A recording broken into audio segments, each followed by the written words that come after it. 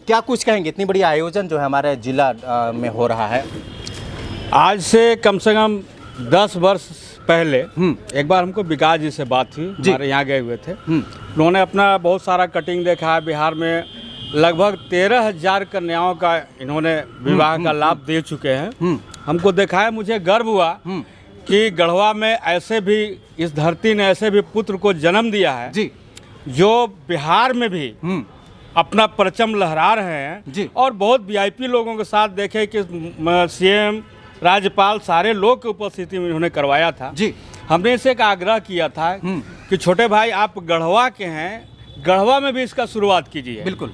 जहाँ ये कन्या विवाह विकास सोसाइटी के माध्यम से जो आने वाला 6 दिसंबर को दानवा नदी छठ घाट पे एक कार्यक्रम होने जा रहा है, जो 151 बेटियों को हम लोग विदा करेंगे। आज के दिन में आप देखे होंगे कि एक से ज़्यादा किसी की बेटी हो जाती है तो बहुत माथा पकड़ लेता है कि अब मेरा क्या होगा।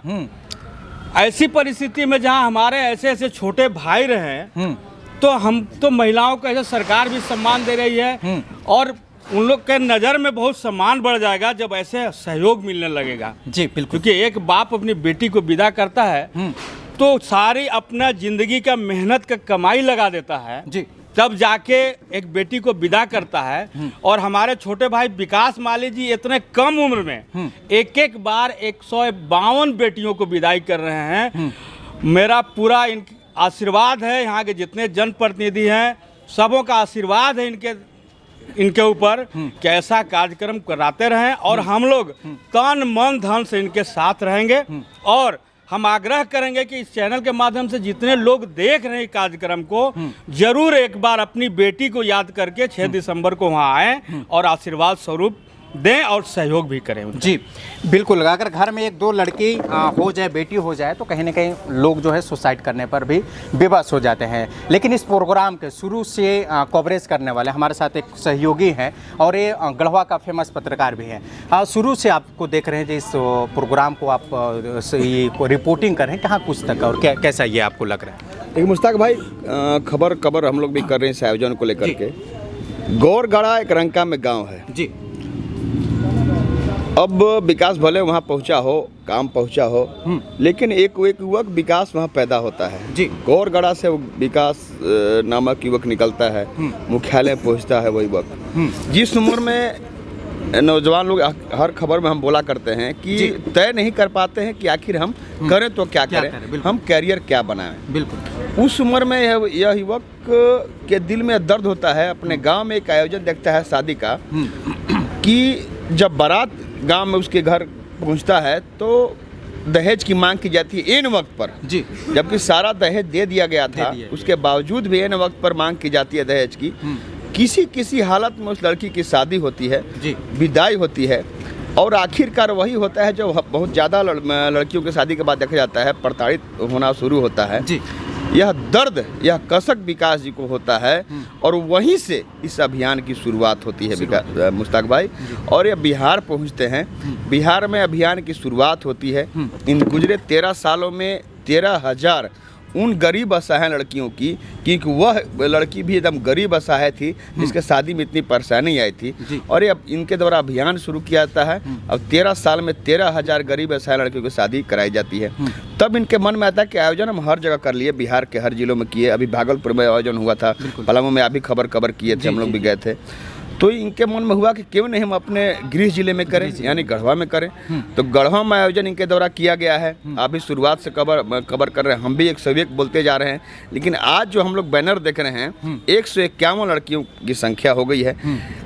और इनके द्वारा यह कहा जाना बहुत बिरले हैं विकास जी कि कोई 20-50 शादियाँ करता है, 51 शादियाँ करता है, 21-11 करता है।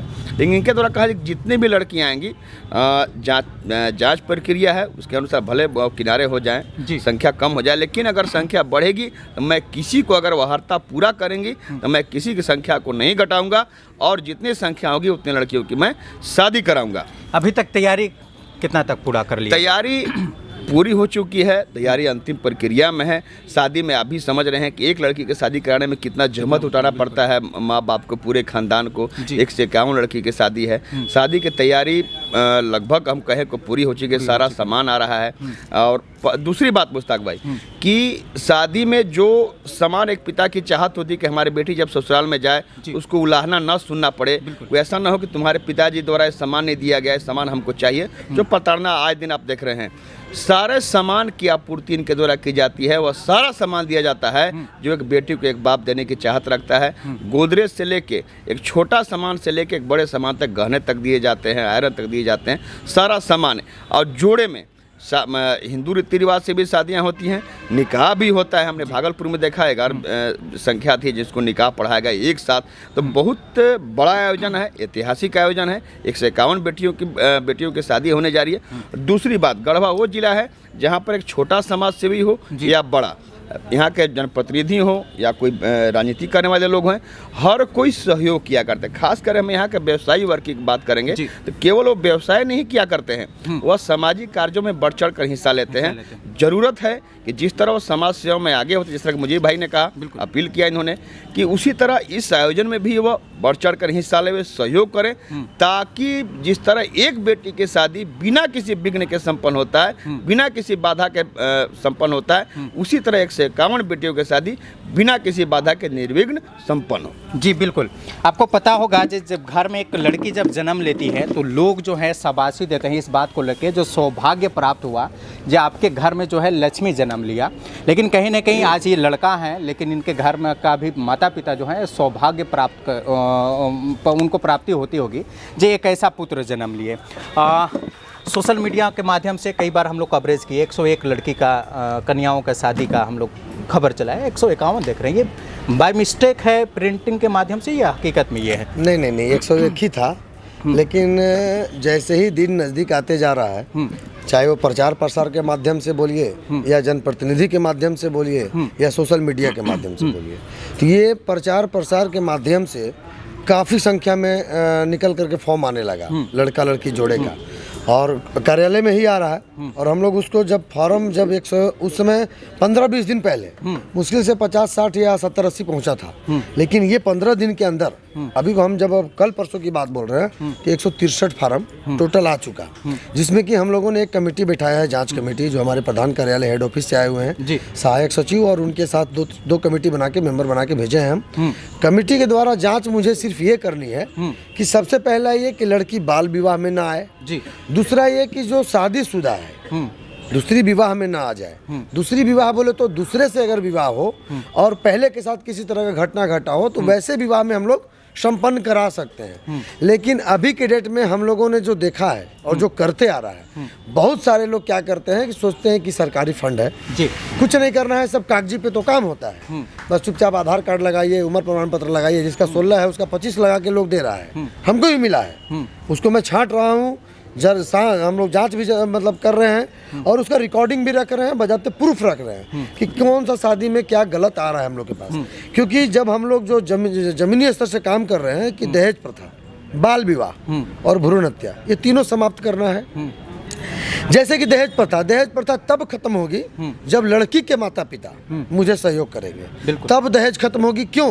क्योंकि जो लोग दहेज के चलोभी के कारण या दहेज के कारण लड़कियों की शादी करने में बाधा उत्पन्न कर रहे हैं, या लड़का वाला बोलते हैं कि इतना हम शादी का तिलक लेंगे तभी कर पाएंगे, क्योंकि मुझे खाना खर्चा है, तो ये है, पंडाल है, बहुत तरह का मामला है। तो वैसे दहेज लोभियों को मैं, वैसे माता पिता दहेज लोभियों को जो बेटी के माँ बाप बन के बैठे हैं, बेटा के माँ बाप, बेटी तो बेचारी गरीब है, बेटा के माँ बाप जो बन के बैठे हैं, उन लोगों से मैं निवेदन करता हूं कि आप ऐसे दहेज लोभी को दूर करें और निस्वार्थ भाव से अपनी बेटी यानी अपना बेटा और अपनी बहू यानी जो लड़की के माता पिता है, दोनों सिर्फ संबंध बना ले, अपने आप में रिश्ता जोड़ ले, और जोड़ने के बाद आप बोलें कि हमारे पास विवाह करने के लिए सक्षम नहीं है, हम गरीब तबके व्यक्ति हैं, तो वैसे लोगों के लिए हमारा दरवाज़ा खुला है।